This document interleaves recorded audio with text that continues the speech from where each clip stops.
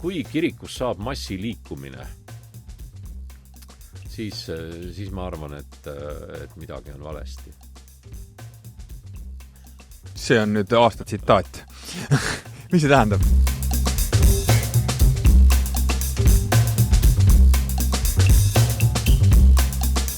Kas sellised keerulised ajad toovad inimesi rohkem kirikusse? Usu juurde? Vaata, täna me peame rääkima üleüldiselt nagu paradigmas, mis tähendab usu juurde tulemine. Täna on niimoodi, et inimene saab uskuda ilma, et ta läheb üldse pühapäeval kirikusse. Mitte keegi ei takista tal. No vaatad YouTube'ist videoid peale ja... Ehk siis me tegelikult ju täna ei tea, kui palju on neid inimesi, kes usuvad, kellel on omad rituaalid, mida nad kodus teevad. Tõenäoliselt on neid väga-väga palju, kes on ka iseenese jaoks teinud sellise oma usu, et ta paneb asjad kokku, teeb endale sellise usu... Buffet. Teatud mõttes. Aga kõhu saab täis, järelikult nälja kustutab, selle usulise nälja kustutab ka ära. Ehk siis loomulikult iga kirik tahaks, et just tema juurde tuleks, et õigeusklikud tahavad, luterlased, baptistid tuleks just meile, sest meie oleme need, kes nagu võib-olla kõige õigemini teavad midagi. Aga kui nüüd inimene ühtegi nendest kirikutest ei lähe ja kui sa küsid nüüd, et kas sellised keerulised ajad toovad inimesi rohkem kiriku juurde või usu juurde, siis kuidas ma ütlen siis, kõhutunde ja ajaloo kogemuse pealt ütlen jah. Aga see ei pruugi tänapäeval praegu enam väljenduda selles, et kiriku ukse taga on järjekorrad või tungeldakse kirikus. Ei, inimesed tulevad, siis võiks öelda Jumala juurde või usu juurde, aga see ei tähenda, et nad tingimata lähevad sellepärast kirikusse. Nad on kodus oma kodukirikus, ta teeb ekraani lahti või loeb mingit raamatut või kuulab mingit podcasti. Ja ta tegelebki sellega juba. Et ma arvan, et jah, ega siis ilma asjata ei öelda, et kaevikus ateiste pole või meremehed ütlevad, et tormis või merel ei ole ateiste. Järelikult see Jumala tunnetus, Jumal on kuskil meis endis, mitte kuskil mujal. Ta ärkab selleks hetkeks või me äratame ta ise üles või leiame ta üles iseenesest. Aga mis meil ikkagi juhtus siis selle 50 aasta, kui sa ütled, et Lätis on numbrid teised ja me ju ometi peame ennast Põhjamaa inimesteks ka sutsu seal ju tõesti see vähemalt kultuurikristlus on täiesti ju tavaline. Mis see ekstra oli, mis Eestis juhtus? Mina ise olen teda sidunud ja see on endiselt sellega, et me oleme endiselt kultuurikristlased, aga me ei õpeta inimesi seda niimoodi, ennast niimoodi identifitseerima. Me koolis ei õpeta noori. Me elame klassikalist sellise kultuurikristlase, Euroopa kultuurikristlase elu. Meie elu on täpselt samasugune nagu Põhjamaades.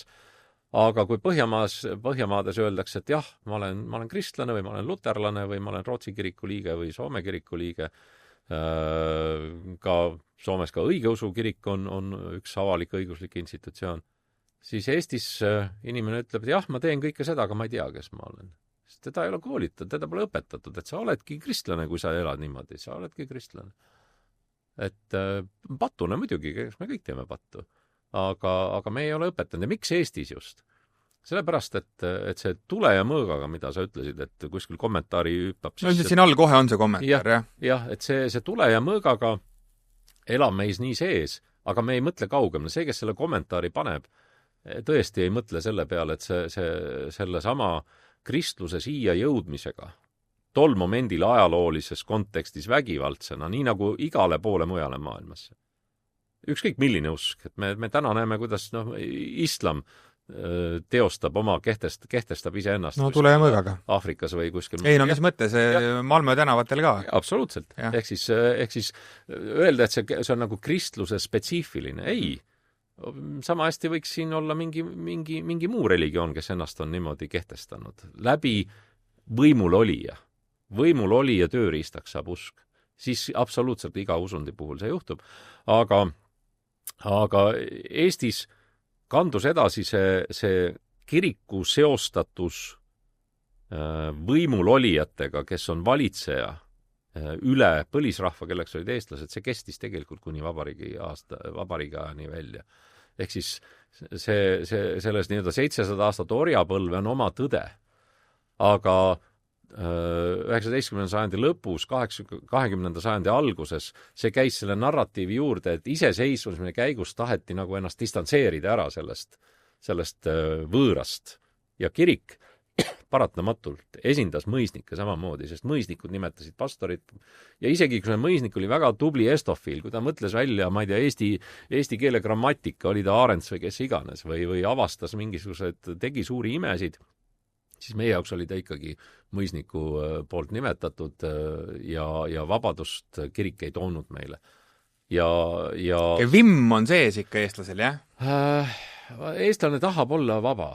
Ehk siis tahab olla vaba ja samas küsimus on, et mis see vabadus siis lõpuks on.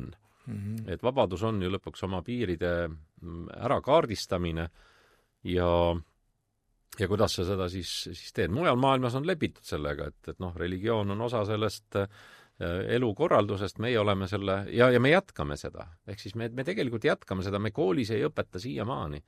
Ehk siis meie noored koolis, kes lõpetavad põhikooli gümnaasiumi, nad kasvavad üles selle teadmisega, et mujal maailmas on suhtumine kirikusse sama. Et kirik on midagi, millega vanaema tegeleb jõulude ajal. Aga mujal maailmas ei ole nii. Tähendab, me ei õpeta tegelikult inimesi astuma mujal maailmas sellesse keskkonda, kus kirik on igapäevase elu. Jaa, ma päris sellega selles mõttes nõus ei ole, ma olen optimistlikum selle koha pealt. Et mina kuidagi näen küll, ma ei tea, kui vaatan jalgpallureid, kes on ju suured iidolid, löövad ristimärgi ette, enne mängu, pärast värava löömist, käed taeva poole, kui ta on, eks ole, moslem, siis ta lööb ka käed taeva poole, aga väga palju on ikkagi kristlased, eks ole. Siis, ma ei tea, Lady Gaga, Madonna, kes iganes, teevad ühispalvuse enne lavale minekut ja nii edasi, et tegelikult noored ju näevad seda osa palju tugevamini kui see, mis sa räägid, mida nad koolis näevad. Et ma arvan, nad ikkagi saavad aru, et seal midagi on, need, keda nemad fännavad, on tegelikult usus. Ma olen nõus sinuga. Aga meil on ka, mulle üks vanaisa, õnnelik vanaisa, kes on ise kiriku liige, rääkis seda, kuidas ta nägi samamoodi poissi jalgpalliväljakul ristimärki ette tegemas ja siis ta ütles ka, et vaata kui lahe, vaata kui kihvt. Aga küsimus nüüd on, et kas see poiss teeb seda sellepärast, et ta näeb teisi seda tegemas iidoleid või kas ta mõtestab ka ära, mis see ristimärk on. Et minu jaoks on küsimus, et sa siin nimetad Madonna ja Lady Gaga ja mõned siis sellised spordiiidolid.